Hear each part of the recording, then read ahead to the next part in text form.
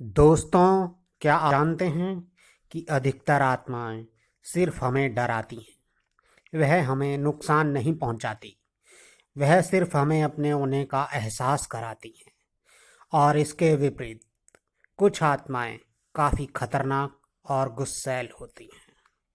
और कई बार उनके इस गुस्से का शिकार कुछ बेकसूर लोग भी हो जाते हैं।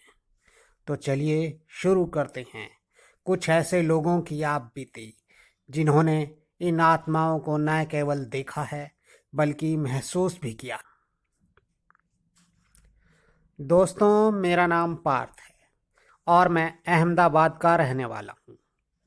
दोस्तों, जब मेरी उम्र 10 साल थी तो मेरे पिताजी ने एक मकान खरीदा था।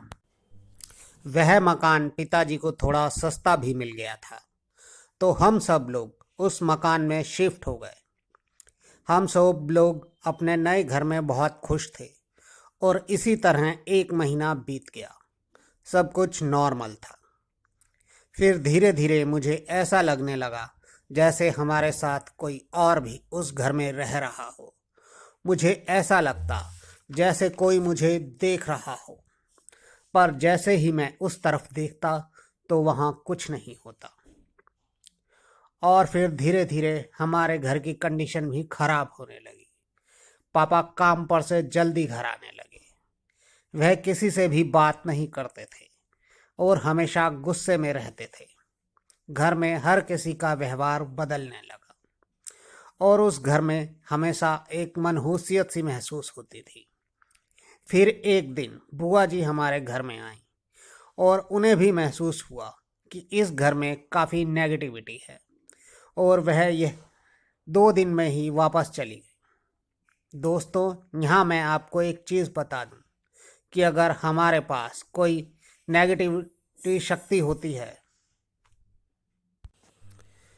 फिर एक दिन बुआ जी हमारे घर में आई और आने के कुछ ही समय बाद उन्हें महसूस हो गया कि इस घर में काफ़ी नेगेटिविटी है, और वह 2 दिन में ही वापस चली गई।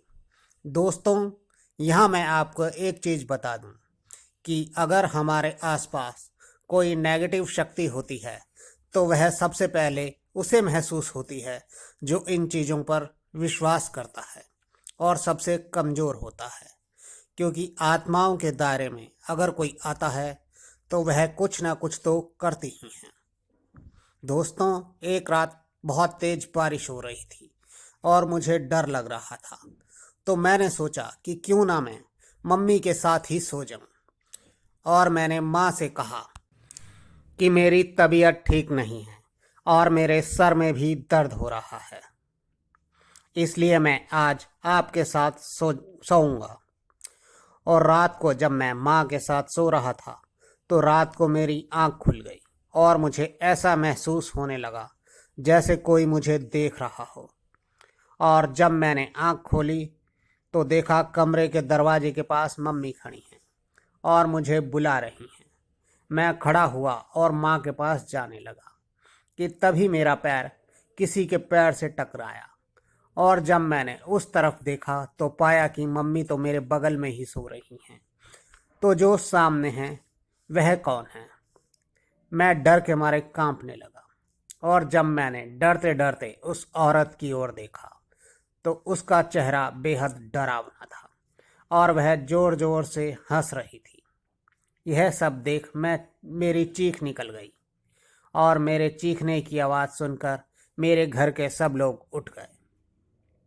और जो औरत मेरी माँ का रूप लेकर खड़ी थी वह औरत गायब हो गई, और तभी मैं बेहोश हो गया। और सुबह जब मुझे होश आया तो सब लोग मेरे पास बैठे थे और उन सब के चेहरे पर घबराहट साफ दिख रही थी। और मेरे होश में आते ही वह सब मेरी तबीयत के बारे में पूछने लगे कि मैं बेहोश कैसे हो गया। तो मैंने उन सब लोगों को रात में अपने साथ हुई घटना के बारे में बताया, तो वह सब लोग हैरान हो गए। उन्हें समझ नहीं आ रहा था कि मैंने कल रात जो देखा वह सब मेरा वहम था या सच। और फिर जब मेरी माँ ने यह बात बगल में रहने वाले पड़ोसियों को बताई तो उन्होंने बताया कि जो लोग आपसे पहले इस घर में रहते थे वह 6 महीने में ही इस घर को बेचकर चले गए थे, पर उन्होंने हमें ऐसी कोई बात नहीं बताई थी। ये बात सुनकर पिताजी को भी लगा कि जब से यहाँ आए हैं तब से मेरा काम भी ठीक से नहीं चल रहा और पार्थ यानी मेरे साथ भी कुछ अजीब सा हो रहा है। हो ना हो शायद यह सब इसी घर के कारण है और इसीलिए यह घर हमें सस्ता भी मिल गया। और उसके बाद पिताजी ने भी उस घर को बेच दिया और जिसे वह घर बेचा वह भी 7 महीने बाद उस घर को बेचकर चला गया। तो दोस्तों, देखा आपने, हमें संकेत ज़रूर मिलते हैं। कुछ लोग उन संकेतों को समझकर अपना रास्ता बदल लेते हैं, जैसा कि पार्थ के पिताजी ने किया, और कुछ लोग संकेतों को समझकर भी अनदेखा कर देते हैं या फिर समझना ही नहीं चाहते, जिसका नतीजा फिर उन्हें भुगतना पड़ता है। वैसे दोस्तों, अगर आप उस घर में होते तो क्या करते, मुझे कमेंट में ज़रूर बताएं। दोस्तों, अब चलते हैं आज की दूसरी कहानी पर। मेरा नाम अशोक है और मैंने अपनी ज़िंदगी के 3 साल जेल में काटे हैं और आज मैं आपको उसी जेल में अपने साथ घटी एक खौफनाक घटना बताने जा रहा हूँ। लेकिन मैं आपको जेल का नाम नहीं बताऊंगा क्योंकि यह सही नहीं होगा। दोस्तों, उस वक्त मेरी उम्र 22 साल थी और उस वक्त मुझे बहुत गुस्सा आया करता था और कई बार गुस्से में मैंने अपने जेल के बाकी कैदियों के साथ झगड़ा भी किया था और इसीलिए मुझे एक अलग सेल में डाल दिया गया। उस सेल में मेरे अलावा कोई और नहीं था, पर मुझे वहाँ हमेशा किसी के होने का एहसास होता था और धीरे धीरे मुझे उस सेल में डर लगने लगा। और तभी उस सेल में एक कैदी और आ गया तो मैंने राहत की सांस ली। लेकिन उस कैदी की शक्ल इतनी डरावनी थी कि मैं उसे देखते ही डर गया।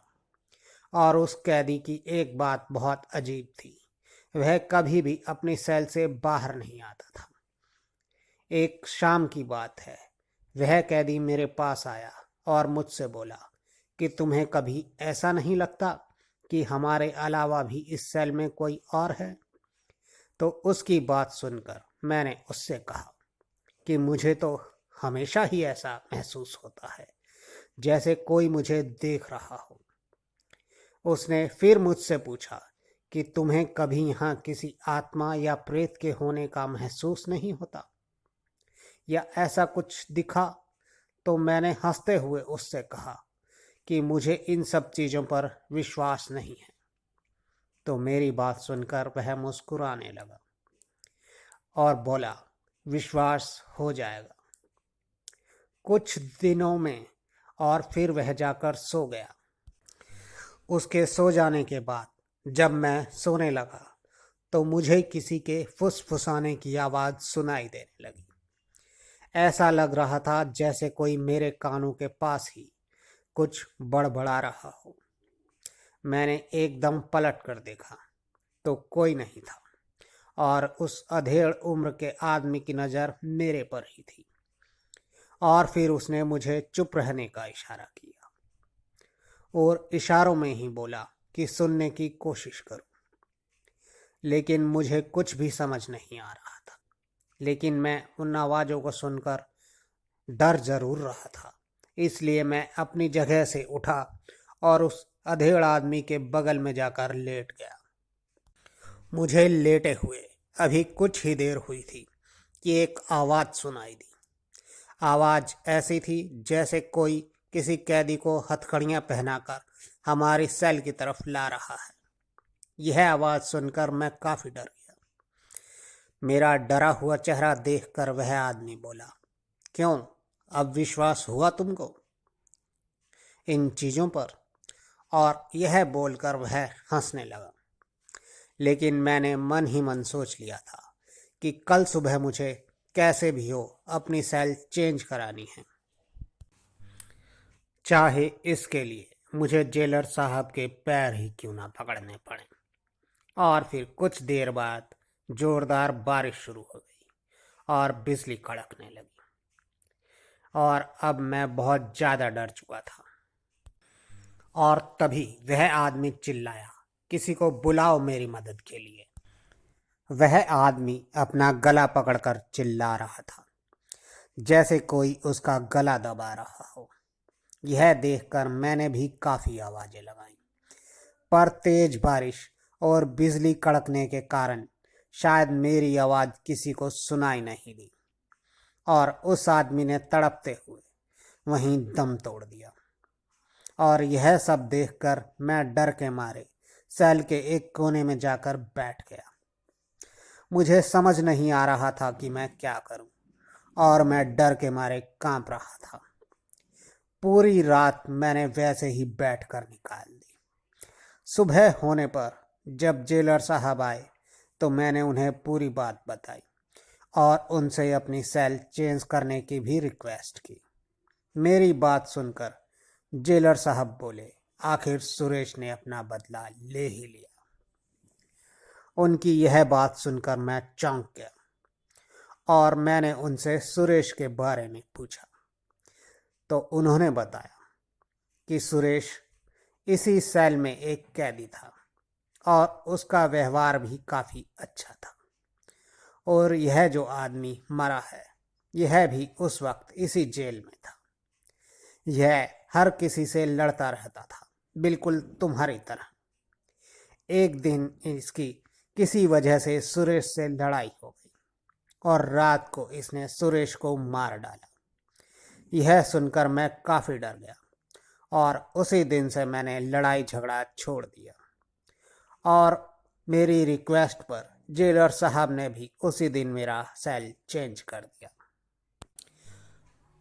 तो दोनों देखा आपने, अगर किसी इंसान की आत्मा को चोट पहुंचती तो मरने के बाद भी वह आत्मा सुकून नहीं पाती और प्रेत बनकर उसी जगह पर भटकती रहती है अपना बदला लेने के लिए।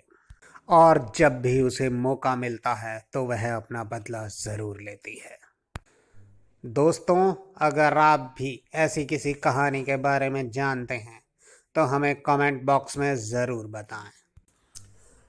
हम आपकी कहानी को अपने शो में ज़रूर शामिल करेंगे। और यदि आपने अभी तक हमारे चैनल को सब्सक्राइब नहीं किया है तो उसे लाइक और सब्सक्राइब ज़रूर करें, क्योंकि हम आपके लिए आगे भी ऐसी मज़ेदार कहानियाँ लाते रहेंगे। तो आपसे फिर दोबारा मुलाकात होगी, तब तक के लिए गुड बाय।